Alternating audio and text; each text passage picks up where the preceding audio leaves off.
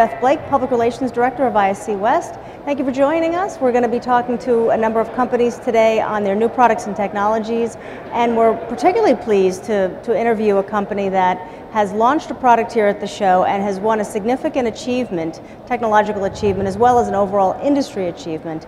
But besides that, it's a really neat, cool product that we'd like to talk to you about. With me today here are two gentlemen from FST 21. First of all, we have General Farkash, and we have Avi Lupo, both from the company FST. Now, the two of you work for the company, but you've launched a product here that is called SafeRise. Tell us a little bit about the company, first of all, and then we'll talk about SafeRise. So there is a story, it's a part of our dream about the company. And the short story is, my last job in Israel was the Director of Military Intelligence. And I served in this important job as during the toughest years in Israel, that we were attacked by suicide bombers in the cities. So watching this situation brought me to a conclusion that we have to ask different questions about how to prevent terror, how to prevent crime. So this is one of the roots, or one of the way how we decided to use technology to make a huge difference, to make our life in the cities better. The second important thing that happened is the mega city development in the world. This mega city means that in 2040, 80% from the population in the world will live in cities. It's 6.3 billion people. Today, the population is 6.9, so could you imagine what the challenges will be to live in cities? Energy, transportation, sweet water, employment, and crime. Crime will increase.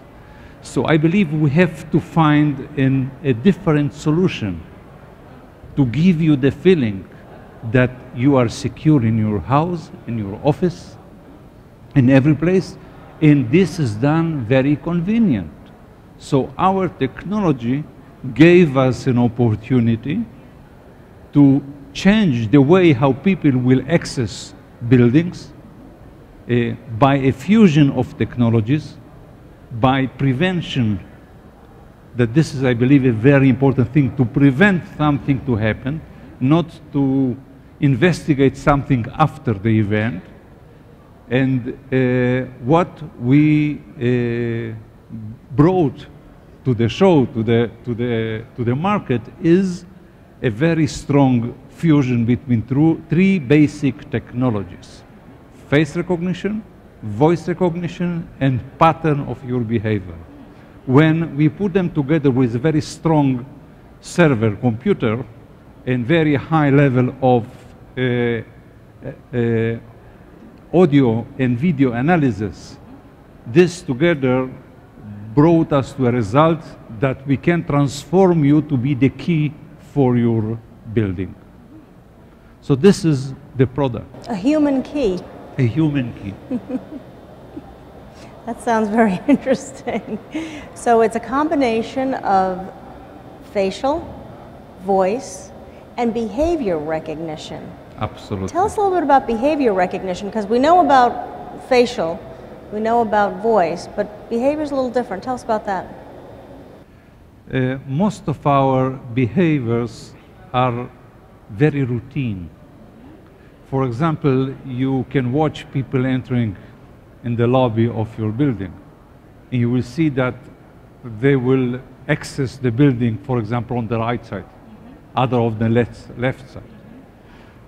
People arrive to their house differently after a very tough day of work. They are different. The high is important. The high between the eyes in the floor, etc., etc. We have 40 characteristics that when we put them together, we can say, this is your behavior. And if you sound as Beth. If you look at Beth, if you behave as Beth, supposed to be that you are Beth. Must be me. Yeah. So this is a very strong IP pattern that we have, putting all this together in a strong server in real time. What is the answer, the challenge that we ask our engineers is no more than 2 seconds. So it will take you less time than open the door by your key or by a card or by a code. And I believe this is a different way to give you the feeling that the access is convenient and is secure. Because it's very difficult then to imitate Farkash or Beth or Avi Lupo. Yep. Yeah, no, I understand that completely. Was this developed through some behavior observations, or is it your military background that sort of combined all three? I have to tell you, we have time for a small story, for a short story. One of my friends from the American intelligence establishment, when you lost in Iraq more than 100 people that were killed during the war in Iraq, I was ready to share our experience by fighting terror. So I invited him to show him how we solved our problem. And he was very impressed. So he told me, I want to go to Prime Minister Sharon and to ask him to open for us this technology. And I answered him 3 answers. Number 1, you don't have to go to Prime Minister Sharon. I have the authority to do that alone. Number 2, you have this technology even stronger and higher than ours. But number 3, we ask different questions, so we got different answers. So this is maybe the best answer that I can give, that we were forced to ask different questions because of the challenge living in the cities unsecure.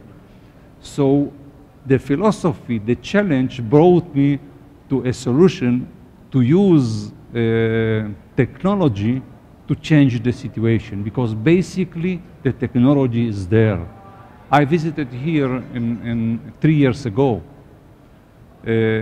What you see today, it's an amount of improvement in the video analysis in cameras, with a lot of smart things with the camera, because it's not only the camera, it's also the brain for the camera.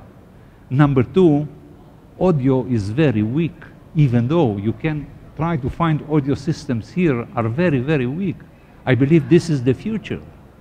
I hope our company will lead this in the next year, because this is an important thing, the match, the fusion between voice and audio will give you an answer as a virtual doorman.